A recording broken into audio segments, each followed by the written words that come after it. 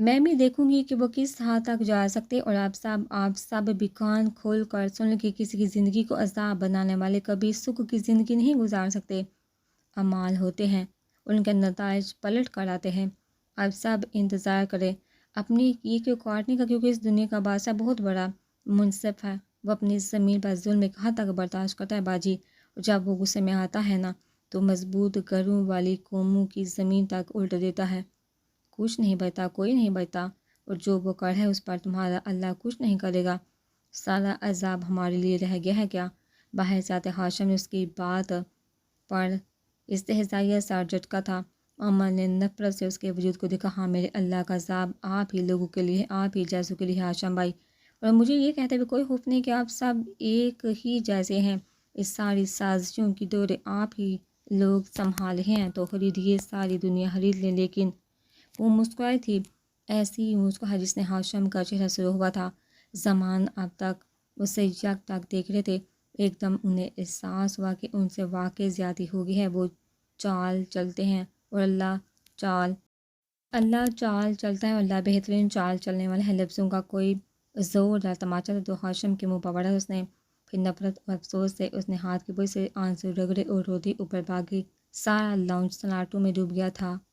لوگ کہتے تھے طوفان آنے سے قبل کی خاموشی بھیانک ہوا کرتی ہے، لیکن کیا کبھی تم نے طوفان گزر جانے کے بعد کا سناٹا دیکھا ہے؟ وہ بھی اتنا ہی ہولناک ہوتا ہے۔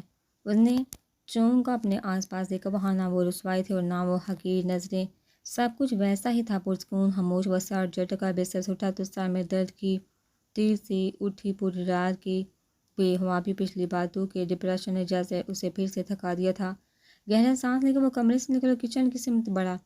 فجر کو گزرے وقت بیت چکا تھا اور کچن سے اٹھا پٹھا کی آوازیں بدستور آ رہی تھی۔ ملازم جاگ گئے تھے اور بی جان اس کے سر پر کھڑی ہدایت دے رہی تھی۔ مہمان آنے والے تو اب تیاریں عروج پر تھی۔ وہ کھنگار کا سلام کرتا اندر داخل ہوا۔ بی جان بے ساختہ مڑی تھی۔ بی جان، چائے کا کہنا تھا مجھے۔ اور ناشتہ نہیں کرو گے؟ بی جان جو انڈا پھینٹ رہی تھی ہاتھ روک اور اسے دیکھا۔ وہ پہلے سے مسمحل اور تھکا ہوا لگ رہا تھا۔ نہیں، بس چائے لوں گا، اگر طلب ہوئی تو دیر پر کر لوں گا ناشتہ، اس نے کہا اور پلٹنے لگا کہ وہ سامنے سے سفید دوپٹے کی طرح اس کے چہرے کے گرداب تک بنی ہوئی تھی۔ شاید وہ نماز پڑھ کر آئی تھی۔ اس کا پرسکون خوبصورت چہرہ اس سمیتنا پاکیزہ لگا کہ ولی کو اپنے نظریں ہٹانا یاد ہی نہیں رہا۔ ان نظروں میں بکھرے خوابوں کا پانی تھا۔ اس کی پتلیاں گلابی تھی اور وجود اتنا ویران کہ عمل بھی ٹھٹک سی گئی۔ ہولے سے اسے دیکھا، مسکرائی، مگر وہ کوئی بھی تاثر دیے بنا آگے بڑھ گیا۔ اس نے حیرت سے چہرہ پھیر کر اسے دیکھا تھا۔ رات تک تو ٹھیک تھے محترم، اب کیا؟ الجھتی ہوئی دوپٹہ کھولتے کچن میں چلی گئی۔ بی جان، یہ ولی کو کیا ہوا؟ اس نے شان پر دوپٹہ پھیلائے پوچھا تو بی جان نے لاعلمی کا اظہار کیا۔ البتہ ایک نظر پلٹ کر انہوں نے کچن کے دروازے سے نظر آتی راہداری پر ضرور ڈالی تھی۔ وہ خود انہیں بھی ٹھیک نہیں لگا تھا۔ شاور لے کر اس پر چھائی کلفت کچھ حد تک چھٹ گئی تھی اور وہ تازہ دم نکلا سا کمرے کا دروازہ بند کرتا باہر نکلا تھا۔ موبائل، چابیاں، سن گلاسز، وہ جانے کے لیے تیار لگ رہا تھا۔ حویلی میں ہوتی چہل پہل کو نظر انداز کرتا وہ باہر سبزہ زار کی جانب بڑھا اور پھر کار میں بیٹھ کر ڈیرے کی جانب روانہ ہو گیا۔ عمل کچن کی کھڑکی سے جھانک کر اسے سوچتی نظروں سے دیکھ رہی تھی۔ بی جان، ولی آپ کو پہلے جیسا نہیں لگ رہا، جیسے ہسپتال سے آنے کے بعد تھا یا پھر اس جیل والے حادثے کے بعد۔ وہ عجیب لگ رہا ہے مجھے، عجیب سا خاموش۔ اس نے رخ موڑ کر بی جان کو دیکھا تو انہوں نے آزردگی سے سر جھٹکا۔ لگ تو مجھے بھی رہا، مگر کیا کروں؟ اسے سے پوچھنا بیکار ہے۔ اتنے سالوں کی تنہا مشقت نے اسے اتنا سخت بنا دیا ہے کہ نہ تو کچھ اس کی ذات سے باہر نکلتا ہے اور نہ کچھ اندر جاتا ہے۔ پوچھو تو بات اتنی صفائی سے گما دیتا ہے کہ حد نہیں۔ پتہ نہیں اس نے یہ سب کہاں سے سیکھ لیا ہے۔ میرا ولی تو اتنا سنگ دل نہیں تھا۔ وہ بہت دکھی دل سے بولتی جا رہی تھی اور عمل اب تک بے مقصد لان کی روش کو تکے جا رہی تھی جہاں پر وہ اپنے قدموں کے نشان ثبت کرتا جا چکا تھا۔ بی جان، ہم لوگوں کے ماضی کو بھول کیوں نہیں جاتے؟ ہم ہمیشہ اتنے تکلیف دہ لمحات کو یاد کیوں رکھتے ہیں؟ ہم اتنی حیرات کرتے ہیں لوگوں کو اللہ کے خوف سے ڈراتے، لیکن ہم خود کیوں اس سے نہیں ڈرتے؟ ہم ساری دنیا کی اصلاح کرنا چاہتے مگر ہم خود کو کیوں بھول جاتے ہیں؟ انسان اتنا ظالم کیوں ہے بی جان؟ وہ اب تک لان میں کھلتی کھڑکی سے باہر دیکھتی بہت مدھم آواز میں بولی تھی، جیسے خود سے بات کر رہی ہو، کیونکہ ہم خود بہت گناہ گار ہوتے ہیں۔ ہم خود اپنے وجود کی تاریکیوں سے اتنے خوفزدہ ہوتے ہیں کہ کوئی اگر ہمیں خود سے زیادہ اجلا نظر آئے تو ہم اس کی پاکیزگی کو برداشت ہی نہیں کر سکتے۔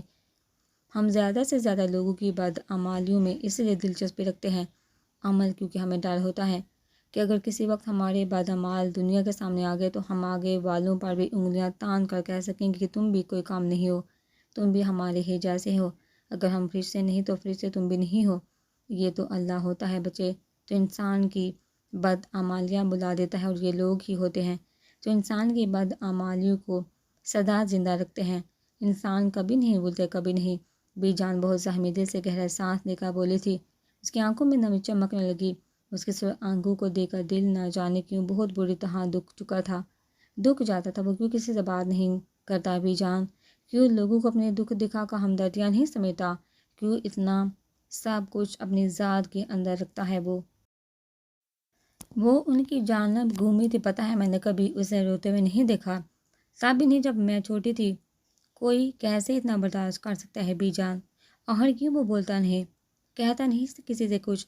لوگ اسے اتنا سنا کر چلے جاتے ہیں، اور وہ ایک دفعہ بھی پلٹ کر انہیں یہ تک نہیں کہتا کہ وہ بے قصور ہے، کیوں کرتا ہے وہ ویسا؟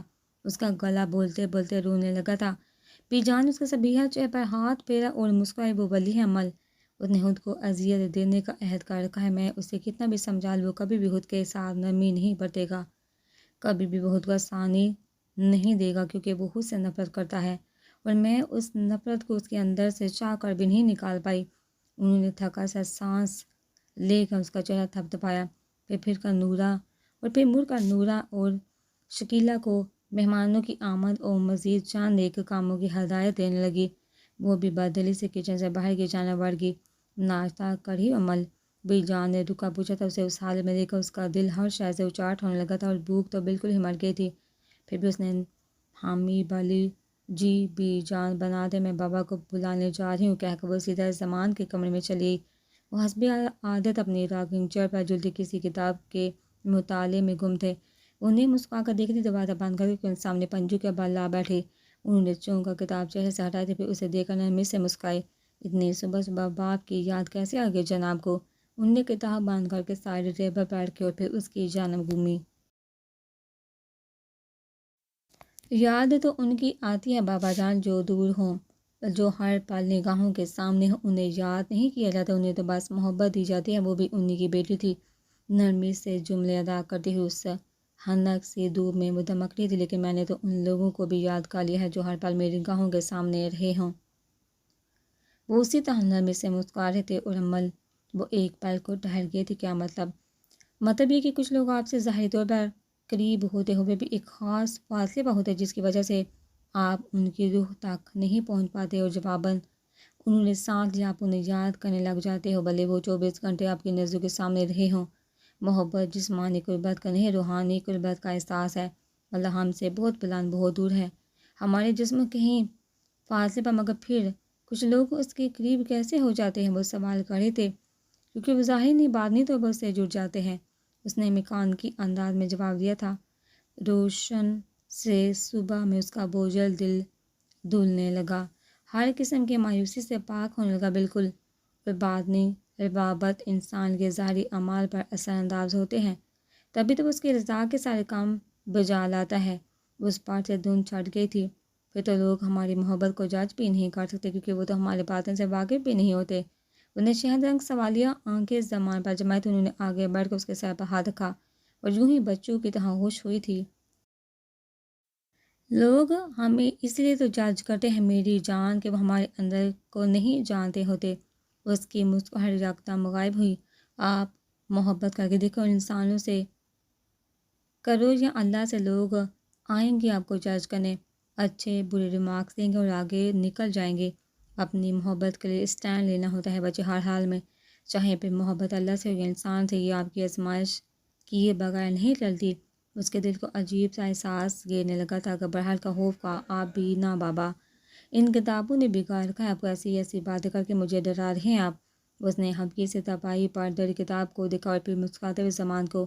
وہ ذرا آگے کو ہوئے اور جو محبت آپ کو خوف زیادہ نہ کرے وہ بھی بلا کوئی محبت ہوئی۔ وہ یکدم اٹھ کھڑی ہوئی تھی۔ اسے واقعی ڈر لگ رہا تھا۔ بابا آپ ڈرا رہے ہیں مجھے، ہافا ہافا سا کہا۔ جو چیزیں قیمتی ہوں نا عمل، ان کے ساتھ ہمیشہ خوف کا احساس رہتا ہے کیونکہ ہم اس چیز کو کھونے سے ڈرتے ہیں۔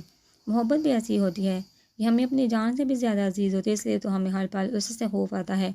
ہم اعتراف کرنے سے ڈرتے ہیں، مسکرانے سے ڈرتے ہیں، لوگوں پر اپنے دل خال اشکار ہو جانے سے ڈرتے ہیں، مگر بچے، ان کی نرم آنکھوں میں بلا کی خوبصورتی تھی۔